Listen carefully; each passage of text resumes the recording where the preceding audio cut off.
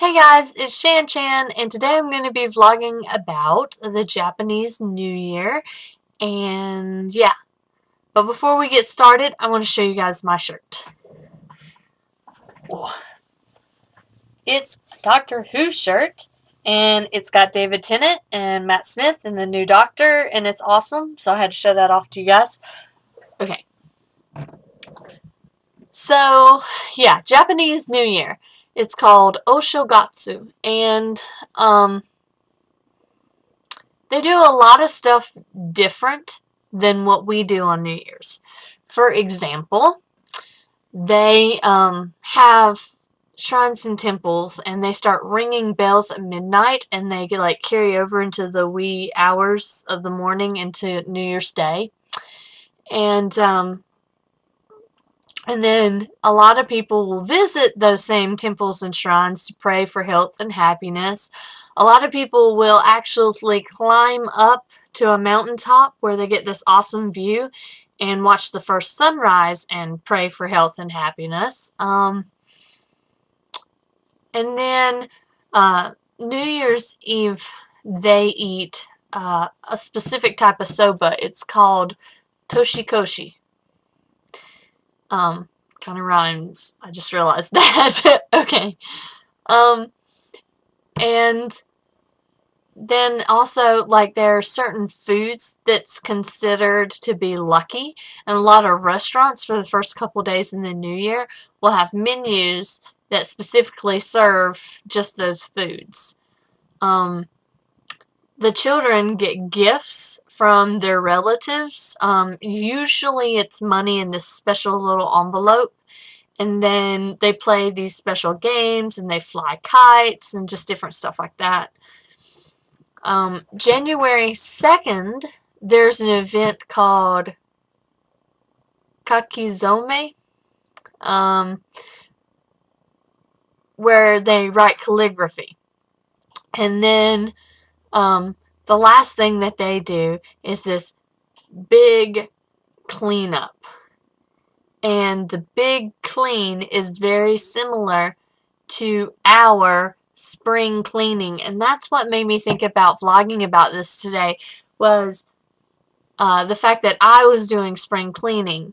And when I spring clean, I don't know about everybody else, but when I spring clean, there's always a lot of stuff I find that I just throw out, that I'm not using anymore. There's no sense in keeping, and I don't even know sometimes why I kept it to begin with.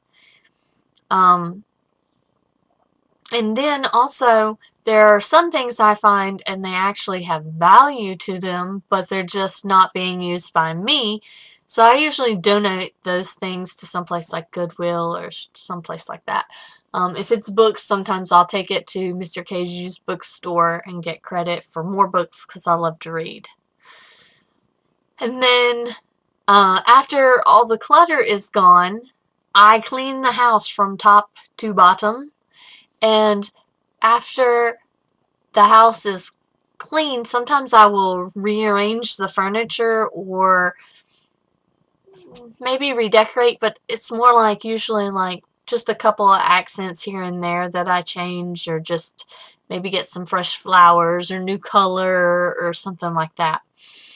Just a few little changes. So that's what my spring cleaning is like, and I'm imagining that it's actually very close to the big clean that they do on New Year's, which looks like it's pronounced Oosouji. But they do that. They clean from top to bottom, move furniture, all of that, clean the stove, behind the oven, all that kind of stuff that you wouldn't normally do when you're just doing your regular cleaning. And schools do it too. Sometimes schools will actually do it like at the end of a semester when it's not even New Year's. But you do this big clean for like two reasons, basically. One is because, of course, it symbolizes like a fresh start in the new year. And then the second thing is because it's supposed to welcome the god of Shinto, or at least that's what the internet tells me. It's the god of Shinto is called Toshigami. And, you know, so maybe not the whole part about the god, but the other part symbolizing the fresh start to the new year.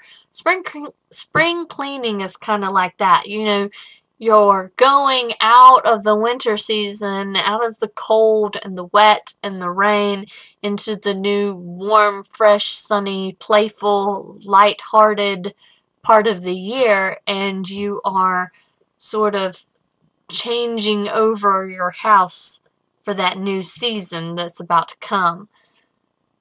So, yeah, I think that they're probably very similar.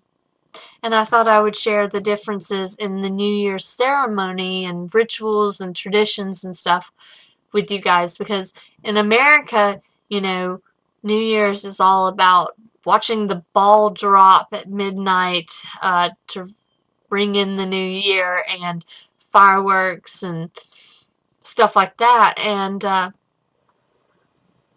it's not really necessarily a huge family time. I mean, you can have family there, but it's not as big of a family holiday as like Christmas and stuff. And we definitely don't usually give gifts of any kind to children, adults, or otherwise. So, some slight differences there. Alright, you guys. In the comments, tell me what you do wherever you are for your New Year's. You know, what do you do to celebrate? What things do you eat? Do you have family there? Do you not have family there? Where does it rank among the other holidays that you celebrate during the year? It also seems like Japanese people take multiple days off for New Year's. And Americans, like, we celebrate it, but we don't get any days off from work. Like, you just get out of work whenever you happen to get out of work and hopefully get to go celebrate. Yeah. So, what's it like where you live? And leave lots of comments. Subscribe so you don't miss the next video. And we'll see you guys next time. Bye-bye!